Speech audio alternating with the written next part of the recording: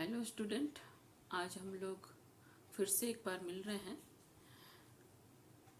और आज हम लोग बीएड के course 5 understanding discipline and subject के बारे में देखेंगे। इस सब्जेक्ट में हम लोग जाएंगे। ये जो सब्जेक्ट है अंडरस्टैंडिंग डिसिप्लिन एंड सब्जेक्ट, पाठ्यक्रम में विषयों की समझ। सबसे पहले इस विषय को हम लोग समझेंगे। अंडरस्टैंडिंग, जिसको कि समझ, ज्ञान या बुद्धि कहा जा रहा है। डिसिप्लिन, नियमबद्धता, अनुशासन कहा जा रहा है। और सब्जेक्ट, विषय कहा जा रहा है। अगर हम इस अंडरस्टैंडिंग डिसिप्लिन एंड सब्जेक्ट को देखेंगे तो इसका अर्थ है अनुशासन तथा विषय की समझ। ये जो विषय है, ये जो सब्जेक्ट है, इस सब्जेक्ट का मूल मकसद ये है कि ये बताना कि किस प्रकार से हमारे सामने विषय आए हैं और किस प्रकार से पाठ्यक्रम है जो कि हमारे सामने हर स्टूडेंट को दिए जाते हैं पढ़ने के लिए। ये किस प्रकार से बनते हैं और किस प्रकार से इसका यूटिलाइजेशन स्टूडेंट करते हैं। सबसे पहली बात, इस यूटिलाइजेशन में और इस पढ़ने के लिए ये जब किसी करिकुलम को बनाया जाता है तो सबसे पहले ये विचार किया जाता है कि किसी करिकुलम को किस प्रकार से बनाया जा रहा है। इसमें एडुकेशन का या शिक्षा का सबसे बड़ा महत्व रहता है।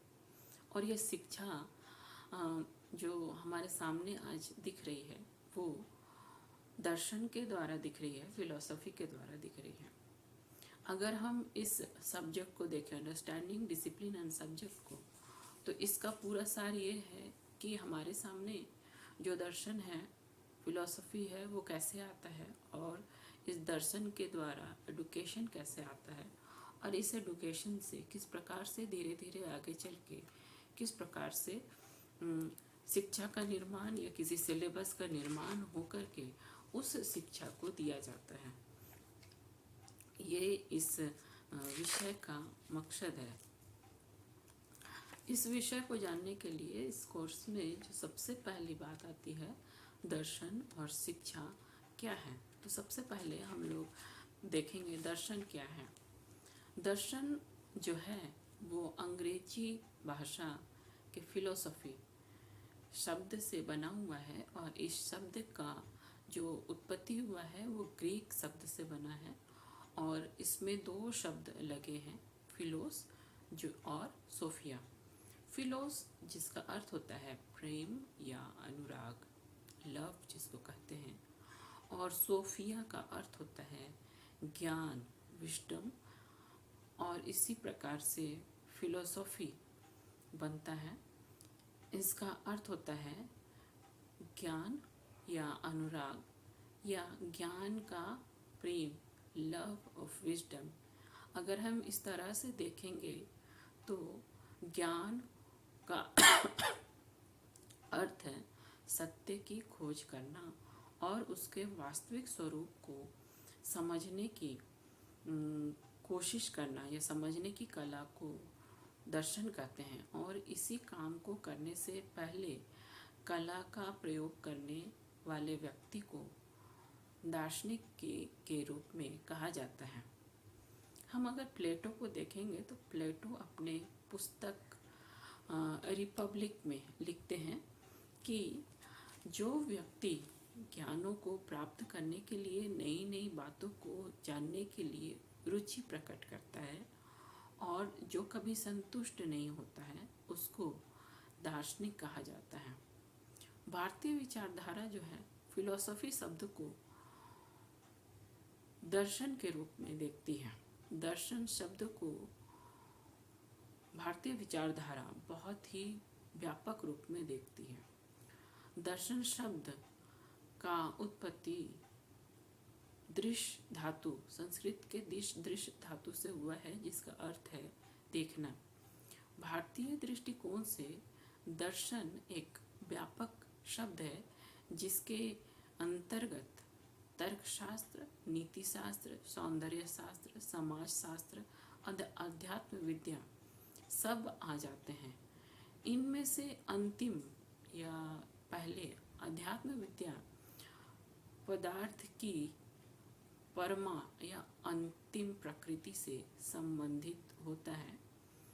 आध्यात्मिक वास्तविकता का अनुसंधान बहुत बार बहुत चीज़ों का स्रोत रहा है जो चिंतन के इतिहास में बहुत ही गंभीरता से महत्वपूर्ण रहा है। दर्शन का काम जो होता है वो जीवन को व्यवस्थित करना और उसके लिए मार्ग प्रदर्शित करना होता है। दर्शन जीवन के नेतृत्व को ग्रहण करके संसार के अनेक परिवर्तन और परिस्थितियों में से होकर के एक रास्ता दिखाता है। जब तक दर्शन जीवित रहता है वह लोक जीवन से दूर नहीं जाता है। दार्शनिक विचारधारा उसकी व्यक्तिगत जीवनचर्या से बढ़ता है या विकसित होता है और उनके लिए दर्शन विचारों और अनुभवों पर आधारित होता है, संसार संबंधित एक दृष्टिकोण होता है और इन सारी बातों में भली भांति चिंतन मनन किए गए विचार ही जीवन के लिए सबसे अच्छी मानी जाती है और जीवन के सबसे बड़ी से बड़ी परीक्षा में व्यवहार किए जाने वाले और परीक्षित करने वाली बातें बन जाती हैं। दर्शन अभ्यास का धर्माचरण की पूर्ति करना भी है। दर्शन के संबंध में कुछ प्रमुख विद्वान इस प्रकार से अपने मत को देते हैं, जैसे कि प्लेटो के अनुसार वो कहते हैं कि जो व्यक्ति ज्ञान प्राप्त करने तथा नई नई बातों को जानने के लिए रुचि प्रकट करता है तथा जो कभी संतुष्ट नहीं होता है उसको दार्शनिक कहा जाता है। हैंडरसन कहते हैं दर्शन सबसे जटिल समस्या का कठिन, अनुशासित तथा सावधानी से किया गया विश्लेषण है जिसका मानव कभी अनुभव किया हो। उसी प्रकार से शोपेनहावर के अनुसार संसार का प्रत्येक व्यक्ति जन्मजात दार्शनिक है। ब्रैंडेट रसेल के अनुसार से अन्य क्रियाओं के समान दर्शन का मुख्य उद्देश्य ज्ञान की प्राप्ति करना है।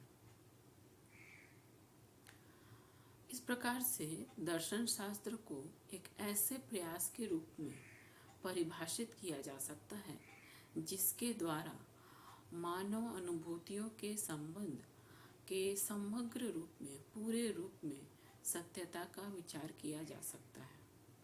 इसलिए संपूर्ण अनुभूति को ये समझ योग्य बनाता है। अब हम आते हैं शिक्षा की ओर। शिक्षा जो है वो हमारे सामने बड़े ही अच्छे तरीके से पेश किए जाने वाली बातें आती हैं। अगर हम इसको देखेंगे तो हम पाएंगे कि एक छोटा बच्चा है और अभी समाज के सामने वो एक असहाय होता है और असामाजिक होता है। वो ना बोलना जानता है, ना चलना फिरना जानता है। उस समय उसका कोई मित्र भी नहीं होता है और न ही कोई शत्रु होता है। यहीं उसे समाज के रीति रिवाज और परंपराओं का ज्ञान भी नहीं होता है और न ही किसी आदर्श या मूल्यों को समझने और जानने की उसकी इच्छा होती है। लेकिन जैसे जैसे वो बड़ा होते जाता है वैसे वैसे शिक्षा के औपचारिक और अनौपचारिक, फॉर्मल और इनफॉर्मल साधनों का प्रभाव उसके ऊपर पड़ता जाता है। इसी प्रभाव के कारण जहाँ एक ओर उसके शारीरिक, मानसिक और संवेगात्मक विकास हो जाता है, दूसरी ओर उसमें सामाजिक भावना विकसित हो जाती है। इसलिए अगर हम देखें तो धीरे धीरे प्रौढ़ व्यक्तियों के उत्तरदायित्व को सफलतापूर्वक निभाने के योग्य बन जाता है। अगर हम देखेंगे तो बालक के व्यवहार में जिस प्रकार से हम परिवर्तन करना चाह रहे हैं, उस प्रकार के परिवर्तन करने के लिए व्यवस्थित शिक्षा को बनाना बहुत ही ज़्यादा आवश्यक हो जाता है। हम अगर देखें यहाँ पे तो शिक्षा से इतने लाभ होते हैं कि जिसको बताना या जिसका वर्णन करना बहुत ही ज़्यादा कठिन हो जाता है। इस बात को अगर हम देखें तो इतना कह देना सही होगा कि शिक्षा में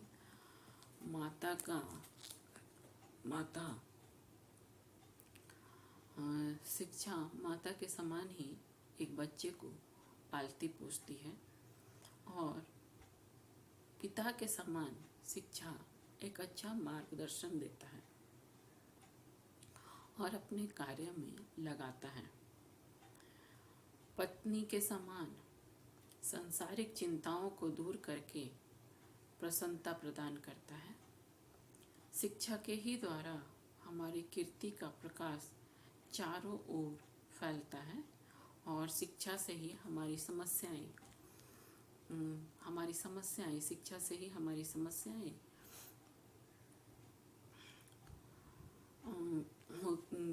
जो है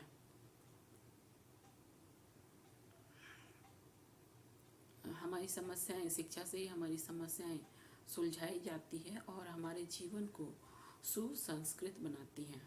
हमारे देश में हम जिस देश में रह रहे हैं, चाहे हम विदेश में रह रहे हैं, शिक्षा हर जगह हमारे लिए ज़रूरी होती है, हमारी सहायता करती है। अगर इस प्रकार से जब कल्पना की भांति शिक्षा हम क्या क्या करती है, इसको हम देख सकते हैं, कल्पना कर सकते हैं। इस कहने कथन का अर्थ ये है कि जिस प्रकार से सूर्य का प्रकाश पाकर के फूल खिल उठता है, उसी प्रकार से शिक्षा का प्रकाश पाकर के एक व्यक्ति का जीवन बदल जाता है, एक व्यक्ति का जीवन संवर जाता है। शिक्षा के प्रकाश को प्रत्येक व्यक्ति पाकर के फूल की भांति खिल पाता है, और अशिक्षित रहने पर दरिद्रता आती है, शोक आता है, कष्ट आता है, अंधकार में वो कैंडिडेट डूबा रहता है। अगर हम संक्षेप में इस बात को देखेंगे तो शिक्षा का प्रकाश वह है जिसके द्वारा बालक की समस्त शारीरिक, मानसिक, सामाजिक, आध्यात्मिक शक्तियों का विकास होता है। इससे वह समाज का एक उत्तरदायी व्यक्ति, राष्ट्र का प्रखर चरित्र संपन्न नागरिक बनकर समाज का सर्वांगीण उन्नति में शक्ति का हमेशा उत्तरोत्तर लगातार प्रयोग करने की भावना से भर करके वो सुसंस्कृत और सभ्यता को पुनर्जीवित और पुनर्स्थापित करने के लिए प्रेरित हो जाता है।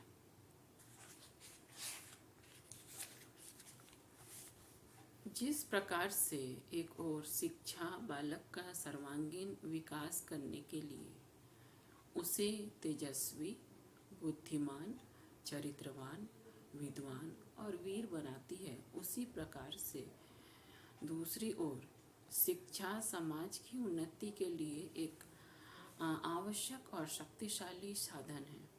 दूसरे शब्द में अगर हम देखें तो व्यक्ति की भांति समाज भी शिक्षा के चमत्कार से लाभान्वित होता है। शिक्षा के द्वारा समाज की भावी पीढ़ी बालकों को उच्च आदर्शों, आशाओं, आकांक्षाओं, विश्वासों और परंपराओं की भांति संस्कृति संपत्ति को इस प्रकार से बदल देता है कि उसके हृदय में देश प्रेम और त्याग की भावना लगातार चलती रहती है। ऐसी भावना और आदर्श से भरे हुए बालक तैयार होकर के समाज और देश की सेवा का व्रत धारण करके मैदान में निकलते हैं और अपने जीवन में त्याग का अनुकरणीय कार्य करते हैं, तो समाज भी हमेशा के लिए निरंतर शिखर पे उन्नति की ओर चढ़ता जाता है। इस प्रकार से व्यक्ति और समाज दोनों ही विकास में शिक्षा पर के लिए शिक्षा उसके लिए बहुत ही ज़्यादा ज़रूरी होता है। अब हम आते हैं शिक्षा के अर्थ में। शिक्षा शब्द का प्रयोग अनेक अर्थ में किया जाता है। अगर हम देखें तो जो शिक्षा चल रही है वो अलग तरीके से चल रही है। शिक्षा जो कि मानव के विकास का मूल साधन है, इसके द्वारा मनुष्य की जन्मजात शक्तियों का विकास, उसके ज्ञान एवं कला कौशल में बुद्धि वृद्धि एवं व्यवहार में परिवर्तन करके किया जाता है और उसे सभ्य, सुसंस्कृत और योग्य नागरिक बनाया जाता है। और यह कार्य मनुष्य के जन्म से प्रारंभ हो जाता है। बच्चे के जन्म के कुछ ही दिन बाद उसके माता पिता और परिवार के अन्य सदस्य उसे सुनना बोलना सिखाने लगते हैं। जब बच्चा कुछ बड़ा होता है तो उसे उठने बैठने चलने फिरने खाने पीने और सामाजिक आचरण की विधियों को सिखाई जाने लगती है। जब वह 3-4 साल का हो जाता है तो उसे पढ़ना लिखना सिखाया जाने लगता है और इसी समय में उसे स्कूल भेजना शुरू किया जाता है। विद्यालय में उसका एजुकेशन बहुत ही अच्छे तरीके से और सुनियोजित तरीके से चलती है। स्कूल के साथ साथ वो परिवार में और समुदाय में भी कुछ न कुछ इंटरेक्शन से सिखाया जाता है। सीखते रहता है बच्चा और सीखने सिखाने के इस सिलसिले में स्कूल छोड़ने के बाद भी वो चलता रहता है और जीवन भर चलता है। और अगर हम बहुत ही बृहद रूप में देखें, बड़े रूप में देखें, तो किसी समाज में शिक्षा की यह प्रक्रिया जो होती है वो हमेशा चलती रहती है और अपने वास्तविक अर्थ में ये समाज में हमेशा चलने वाली सिखाने वाली प्रक्रिया या प्रयोजन ही शिक्षा होती है। शिक्षा का अर्थ जो है, शिक्षा शब्द संस्कृत भाषा के शिक्ष धातु से अप्रत्यय उसमें लगने से बना होता है। शिक्ष का अर्थ है सीखना और सिखाना, इसलिए शिक्षा का अर्थ हुआ सीखने सिखाने की क्रिया। यदि हम शिक्षा के लिए उपयोग होने वाले अंग्रेजी शब्द एजुकेशन पर विचार करें तो हम पाएंगे कि एजुकेशन इसका अर्थ जो है वो किस तरफ से निकलता है। शिक्षा शास्त्री इसमें एजुकेशन शब्द को लैटिन शब्द से निकला हुआ मानते हैं और ये जो लैटिन शब्द है वो 3 लैटिन शब्द से बना है। एडुकेटम to train, act of teaching और ट्रेनिंग शिक्षित करना। एडुशियर टू लीड आउट विकसित करना अथवा निकालना। एडुकेयर to educate, to bring up, to raise आगे बढ़ाना, बाहर निकालना और विकसित करना। लैटिन भाषा के एडुकेटम शब्द का अर्थ है शिक्षित करना। ए का अर्थ है अंदर से, ड्यूको का अर्थ है आगे बढ़ाना अथवा विकास करना। अगर हम देखें तो हर बालक के अंदर जन्म से ही कुछ जन्मजात प्रवृत्तियां होती हैं। जैसे जैसे बालक वातावरण के संपर्क में आता जाता है वैसे वैसे उसकी जन्मजात शक्तियों को अंदर से बाहर की ओर विकसित करना होता है। एडुकेटम के अलावा ये शब्द एडुशियर और एडुकेयर का अर्थ भी यही है। एडुशियर का अर्थ है निकालना और एडुकेयर का अर्थ है आगे बढ़ना, बाहर निकालना अथवा विकसित करना। इस प्रकार शिक्षा शब्द का अर्थ जन्मजात शक्तियों का सर्वांगीण विकास करना है। अगर हम इन सारी बातों को देखें तो हमें दिखाई पड़ता है कि ये किस प्रकार से काम कर रहा है।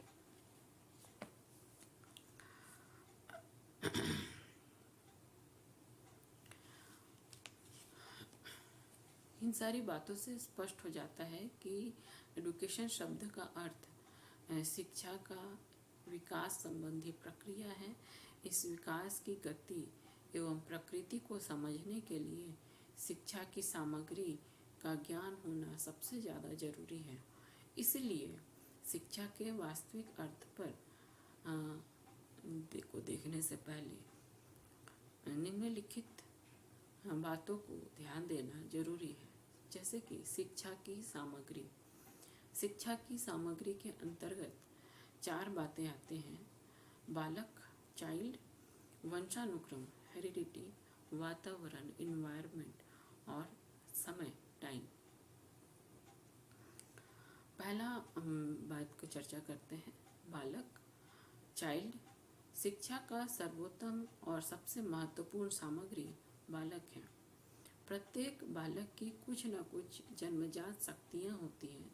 उसका शारीरिक, मानसिक, संवेगात्मक तथा सामाजिक विकास इन जन्मजात शक्तियों को ही ध्यान में रखते हुए किया जा सकता है।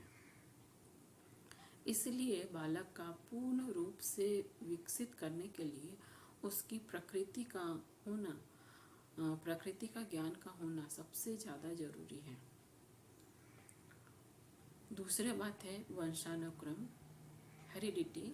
शिक्षा का दूसरा सामग्री वंशानुक्रम है। वंशानुक्रमवादियों का विश्वास है कि शिक्षा शुरू होने से पहले ही वंशानुक्रम संस्कार बालक के ऊपर में अपने प्रभाव दे चुके हैं। इस प्रभाव को मिटाना असंभव है। इसलिए उनके अनुसार बालक की शिक्षा केवल वंशानुक्रम का ही प्रभाव पड़ता है। वंशानुक्रमवादियों का धारणा है कि बीज कोश में संक्रमित शारीरिक तथा मानसिक गुण वंशानुक्रम की देन है। ये सारे गुण बालक की शिक्षा का आधार है। इन गुणों में किसी प्रकार का कोई परिवर्तन नहीं किया जा सकता है।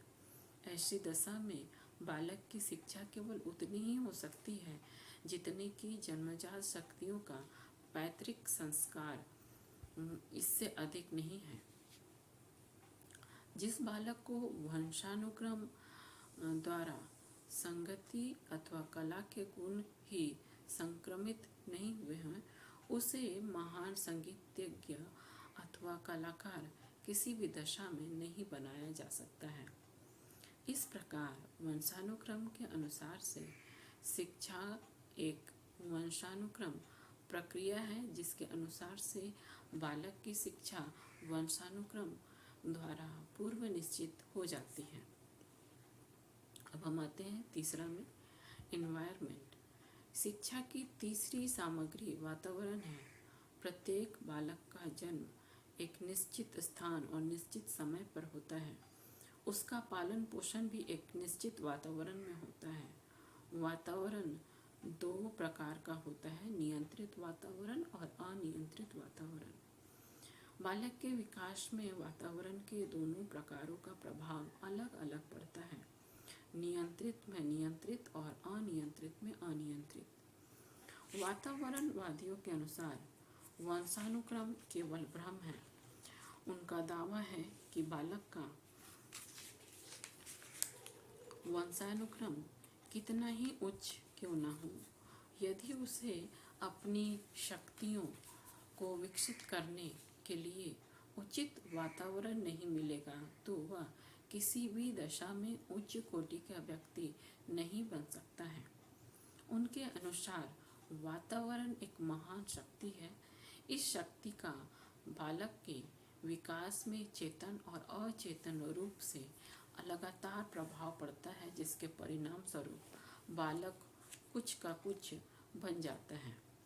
वातावरणवादियों का विश्वास है कि नवजात शिशु जैसे जैसे भौतिक एवं सामाजिक वातावरण के संपर्क में आता है, वैसे वैसे उसकी जन्मजात शक्तियाँ विकसित होती रहती है और उसके व्यवहार में परिवर्तन होते रहता है। इस दृष्टि से कोई भी बालक संगीतज्ञ इसलिए नहीं बनता है कि वह एक महान संगीतज्ञ का बेटा है और उसने उसने संगीत के गुण को वंशानुक्रम द्वारा अर्जित किया है। इसलिए संगीतज्ञ इसलिए बनता है क्योंकि वो बचपन से ही अपने माता पिता और अपने आप को संगीतज्ञ के संपर्क में रख करके संगीत के विषय में वो जानकारी पाया है। इसलिए वातावरणवादियों के अनुसार से शिक्षा का संबंध वातावरण संबंधी एक प्रक्रिया है। चौथी बात आती है समय। बालक के विकास में विशिष्ट क्रियाओं का समय निश्चित होता है। इसलिए बालक के विकास को अच्छी तरह से समझने के लिए विकास की शैशव, बाल्य, किशोर और प्रौढ़ अवस्था की विशेषताओं का ज्ञान होना बहुत ही ज़्यादा जरूरी है। यदि बालक को उसके विकास की अवस्थाओं को ध्यान में रखते हुए निश्चित समय पर शिक्षा प्रदान की जाएगी तो वह उसे सरलता और सफलतापूर्वक प्राप्त करेगा, नहीं तो नहीं कर पाएगा। दूसरे शब्द में, समय से पूर्व शिक्षा प्रदान करना उसके विकास को कुंठित करना है और इसलिए व्यवस्थित शिक्षा प्रदान करते समय यह देखना आवश्यक है कि बालक की मानसिक विकास इतना हुआ है अथवा नहीं हुआ है जितना उस स्तर के लिए उस बालक के लिए होना चाहिए। अगर हम देखें तो उपयुक्त पंक्तियों में शिक्षा सामग्री में प्रकाश डालने से ये स्पष्ट हो जाता है कि जहाँ एक ओर वंशानुक्रमवादियों के अनुसार से बालक की शिक्षा केवल वंशानुक्रम के अनुसार से होती है तो दूसरी ओर वातावरण के अनुसार से बालक की शिक्षा पर वातावरण का प्रभाव पड़ना चाहिए। लेकिन वास्तविकता ये होती है कि बालक का व्यक्तित्व वंशानुक्रम और वातावरण दोनों के ही द्वारा होता है। दूसरे शब्द में, शिक्षा पर वंशानुक्रम और वातावरण दोनों का प्रभाव पड़ता है। फिर भी यदि हम वंशानुक्रमवादियों पर की बात को मान लें, स्वीकार कर ले, तो बालक का वंशानुक्रम में किसी भी प्रकार का कोई भी बात को परिवर्तन नहीं किया जा सकता है। इस बात में दो मत नहीं हो सकते हैं कि उसके वातावरण को नियंत्रित और अनियंत्रित अवश्य किया जा सकता है। इस बातों को हम इस तथ्य को दृष्टि में रखते हुए इस पे हम बहुत अलग अलग तरीके से शिक्षा को देख सकते हैं। सबसे पहले हम देखेंगे शिक्षा के संकुचित अर्थ को।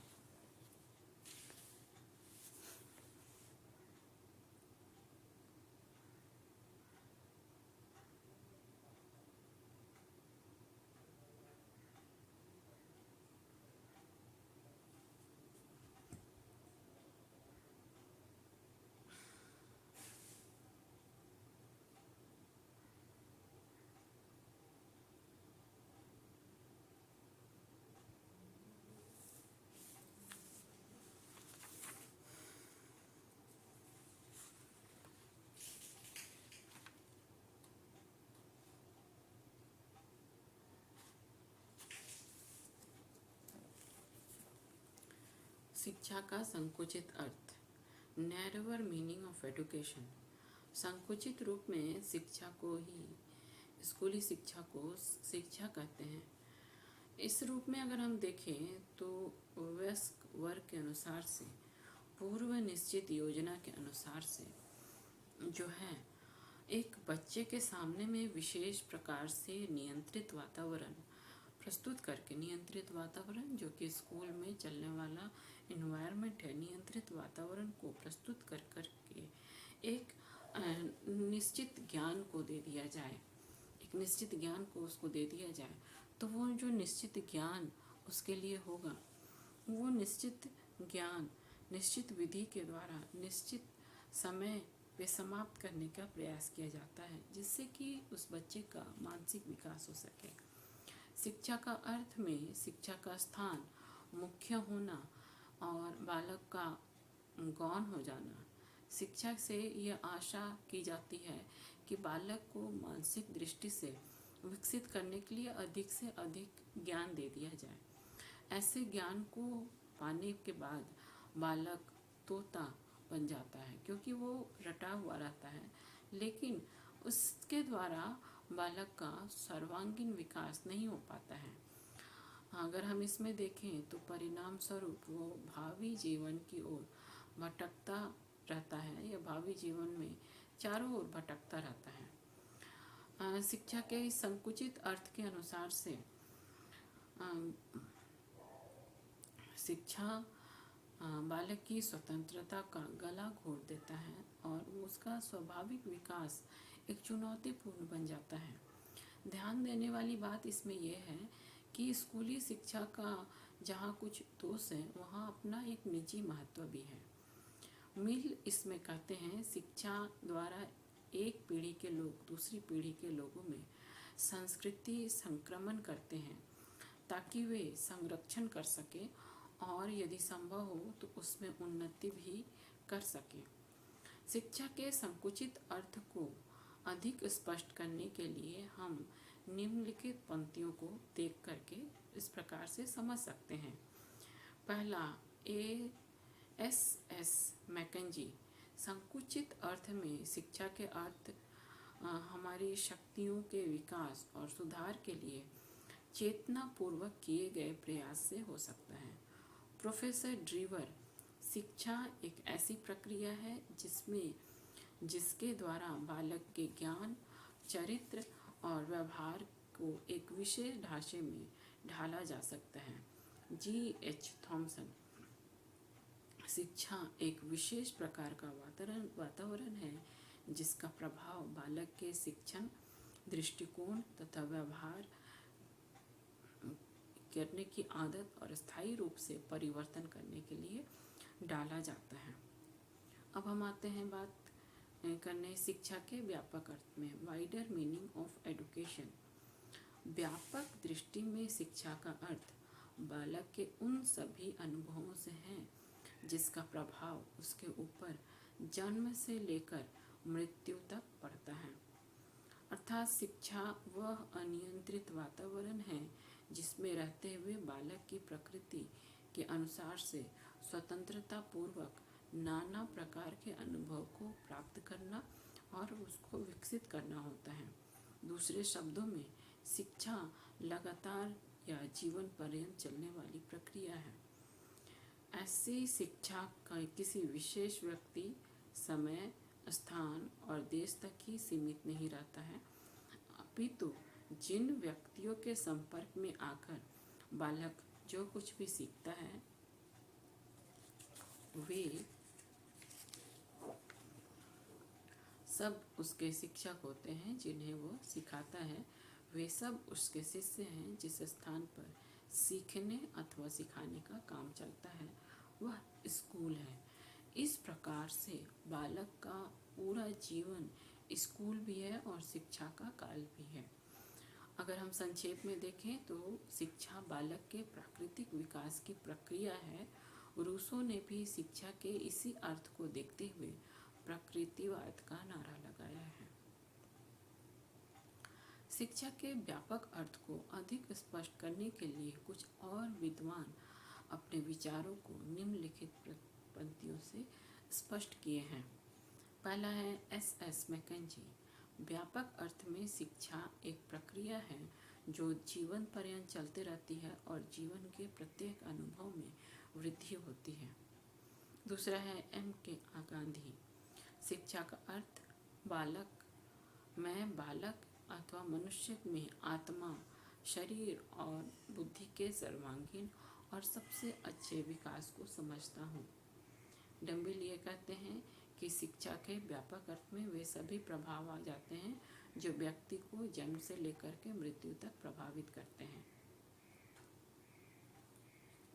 अब हम देखते हैं शिक्षा का विश्लेषणात्मक अर्थ।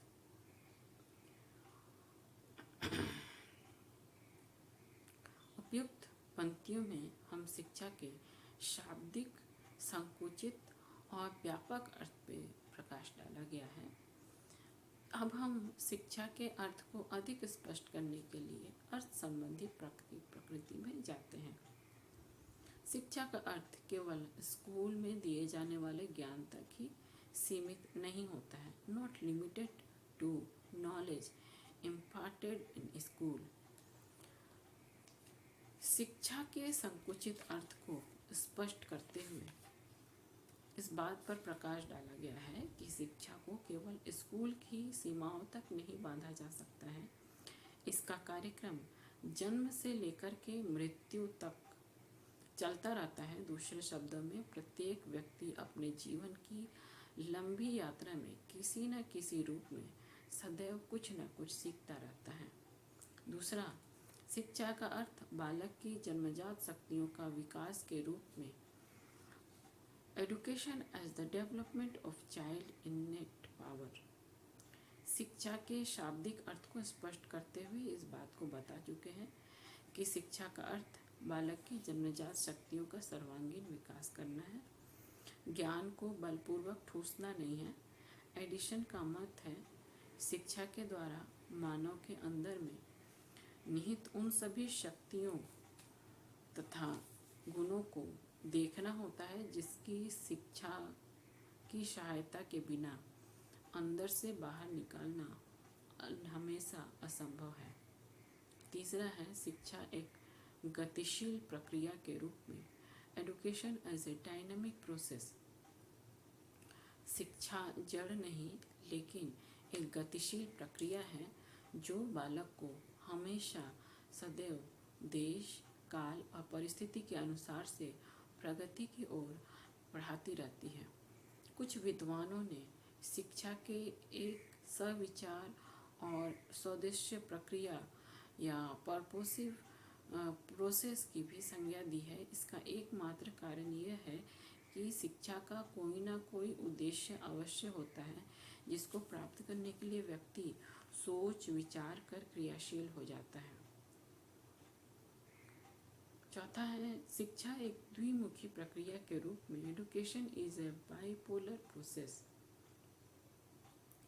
प्रसिद्ध शिक्षा शास्त्री एडम्स ने अपनी पुस्तक इवोल्यूशन ऑफ एडुकेशन थ्योरी में शिक्षा को एक द्विमुखी प्रक्रिया मानते हुए इसको निम्नलिखित ढंग से बताया है। शिक्षा एक द्विमुखी प्रक्रिया है। इसमें एक व्यक्तित्व दूसरे व्यक्तित्व को प्रभावित करता है जिससे उसके व्यवहार में परिवर्तन हो जाए। दूसरा, यह प्रक्रिया केवल सचेतन ही नहीं बल्कि स्वदेश्य और विचार पूर्वक भी है। इसमें शिक्षक का एक स्पष्ट प्रयोजन होता है कि वह उसी के अनुसार बालक के व्यवहार में परिवर्तन करता है।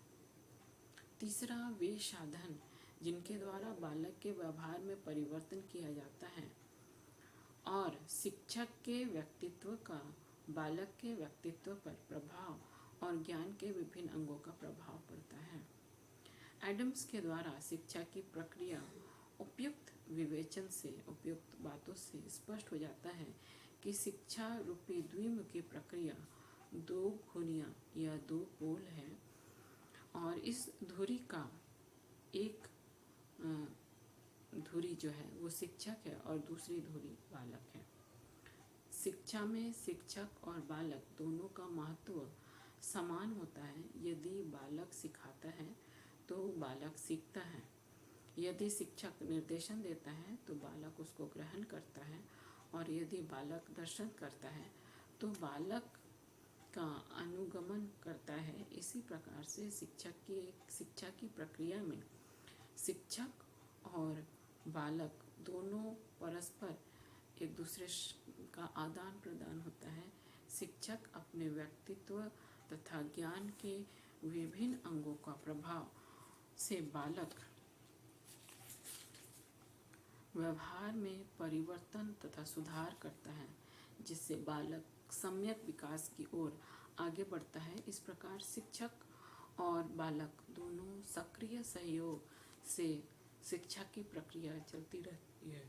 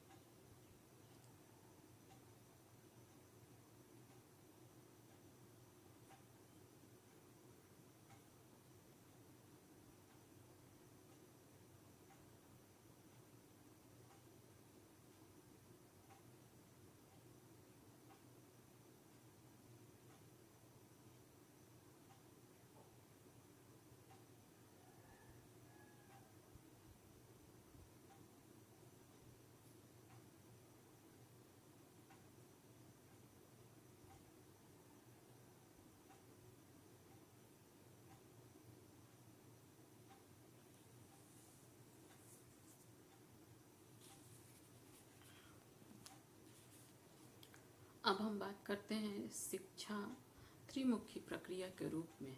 Education as a tripolar process.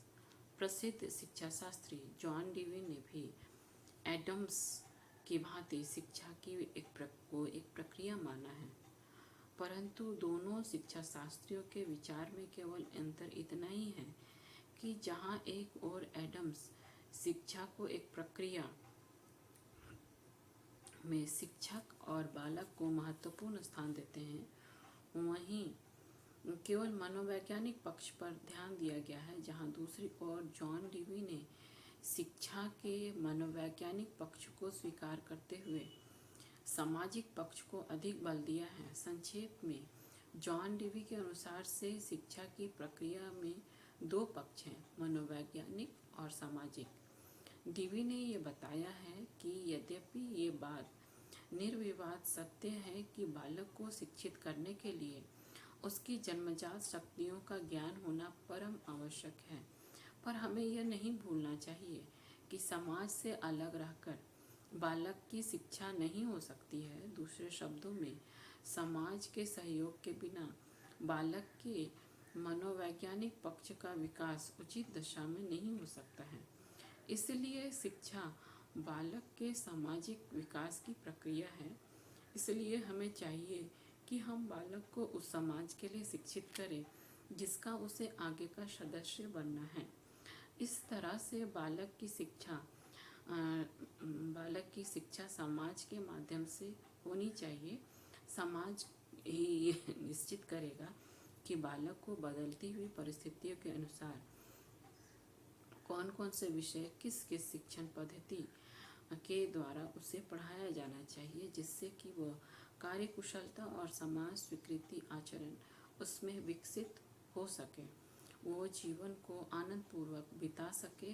और इस दृष्टि से शिक्षा की प्रक्रिया पाठ्यक्रम में स्थान देते हुए महत्वपूर्ण है। यदि पाठ्यक्रम का उपयोग नहीं होगा तो शिक्षक क्या पढ़ाएगा और बालक क्या पढ़ेगा, इस तरह की प्रश्न आती है।